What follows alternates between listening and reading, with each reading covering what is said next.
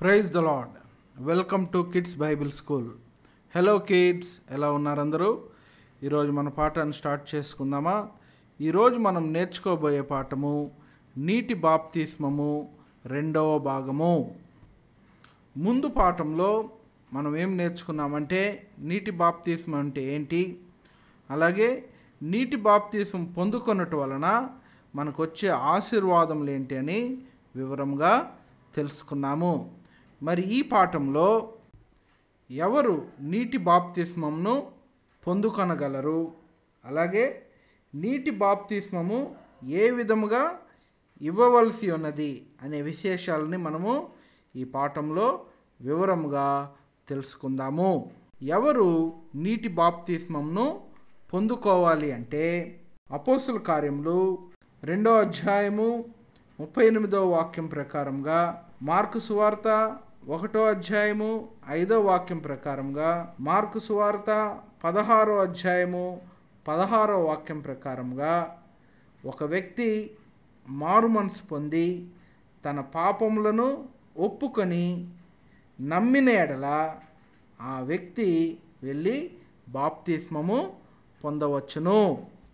శిశువులకు ఇచ్చేటటువంటి బాప్తిస్మంలో ఈ కార్యములు ఉండవు గనక వేద గ్రంథము ఆ బాప్తిస్మంను వ్యతిరేకించున్నది.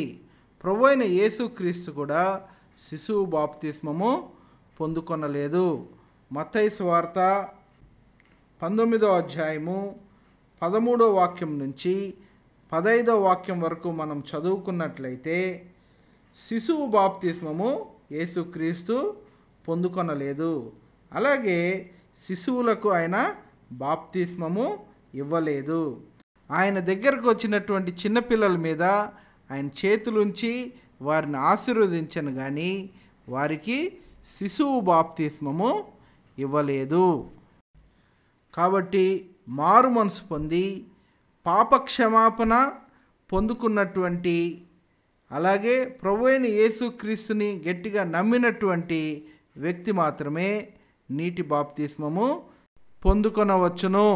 నీటి బాప్తిస్మము ఏ విధముగా ఇవ్వబడవలసి ఉన్నది? బాప్తిస్మము అను పదము మూల గ్రీక్ భాషలో బ్యాప్టైజో అనే పదం నుండి తీయబడినది. దీని అర్థము ముంచడము. ప్రభువైన యేసుక్రీస్తు కూడా ముంచడం బాప్తిస్మము పొందుకొనెను. మార్కు సువార్త 1వ అధ్యాయము 9-10 వాక్యముల ప్రకారముగా, ఐనో అను స్థలమున నీళ్లు విస్తారముగా ఉండెను గనక అచ్చట బాప్తిస్మిచ్చి యోహాను జనులకు బాప్తిస్మిచ్చెను. అలాగే యోహాను సువార్త 3వ అధ్యాయము 23వ వాక్యం ప్రకారము ముంచడం బాప్తిస్మే సరైన బాప్తిస్మని అక్కడ పేర్కొనబడినది. ప్రభువైన యేసుక్రీస్తు కూడా ఆ బాప్తిస్మంనే పొందుకొనెను.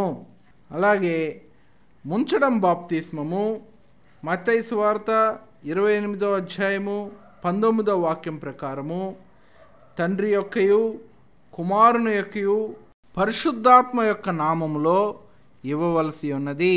ఈ ప్రస్తుతపు కాలంలో ఎవరు నీటి బాప్తిస్మము ఇవ్వవలసి ఉన్నది అంటే పరిశుద్ధాత్మ పొందినటువంటి దైవ సేవకులు మాత్రమే నీటి బాప్తిస్మమును ఇతరులకు ఇవ్వగలరు.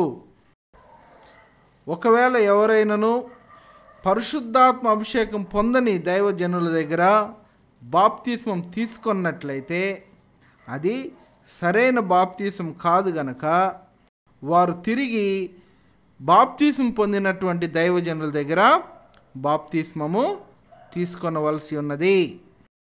ఈ విషయాన్ని మనము అపోస్తుల కార్యములు 18వ అధ్యాయము 24వ వాక్యం నుంచి 28వ వాక్యం వరకు చదువుకున్నట్లయితే, అలాగే 19వ అధ్యాయము 1వ వాక్యం నుంచి 7వ వాక్యం వరకు చదువుకున్నట్లయితే ఇక్కడ అపోస్తులుడైన పౌలు తన 3వ సువార్త ప్రయాణంలో ఎఫెసీ పట్టణమునకు చేరుకున్నప్పుడు అక్కడ ఒక 12 మందికి అపోల్లో అనే వ్యక్తి దగ్గర నుంచి వారు బాప్తిస్మం పొందుకున్నారని అతనికి తెలిసినప్పుడు ఈ అపోల్లో అనే వ్యక్తి లేఖనములు ఎందు ప్రావీణ్యుడు గల వ్యక్తి అయినప్పటికీ, అలాగే ఆత్మ యందు తీవ్రత గలవాడైనప్పటికీ అతనికి పరిశుద్ధాత్మ లేనందువలన అతని దగ్గర బాప్తిజం పొందిన ఈ 12 మందికి తిరిగి అపోస్తలుడైన పౌలు మత్తయి సువార్త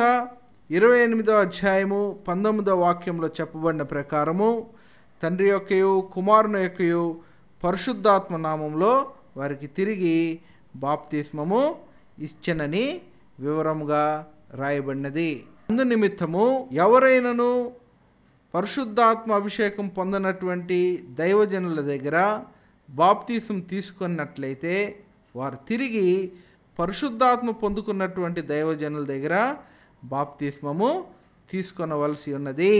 కాబట్టి వాక్యం వింటున్నటువంటి ప్రియమైన బిడ్డలందరికీ నా యొక్క విన్నపం ఏంటంటే, ఎవరైనాను ఇంకా బాప్తిసం తీసుకున్నట్లయితే వారు మారు మనసు పొంది పాప క్షమాపణ పొంది దేవుని వాక్యమునందు నమ్మిక ఉంచి పరిశుద్ధాత్మ పొందినటువంటి దైవజనుడి దగ్గరికి వెళ్ళి తండ్రి యొక్కయు కుమారుని యొక్కయు పరిశుద్ధాత్మ నామంలో ముంచడం బాప్తిసం తీసుకున్న వలనని, అలాగే పరిశుద్ధాత్మ అభిషేకంను కూడా పొందుకొని దేవుని యొక్క నీతిని, అనగా యోహాను సువార్త 3వ అధ్యాయము 5వ వాక్యంలో చెప్పిన ప్రకారము నీటి మూలంగాను ఆత్మ మూలంగాను జన్మించి పరలోక రాజ్యంలో వారందరూ కనబడాలని, మీతో పాటు నేనును కనబడాలని నా ఆశ ఉన్నది. నేర్చుకోవలసిన కంఠత వాక్యము మార్కు సువార్త 16వ అధ్యాయము 16వ వాక్యము, అలాగే రోమిలకు రాసిన పత్రిక 6వ అధ్యాయము 2వ వాక్యం నుంచి 4వ వాక్యం వరకు. Praise the lord.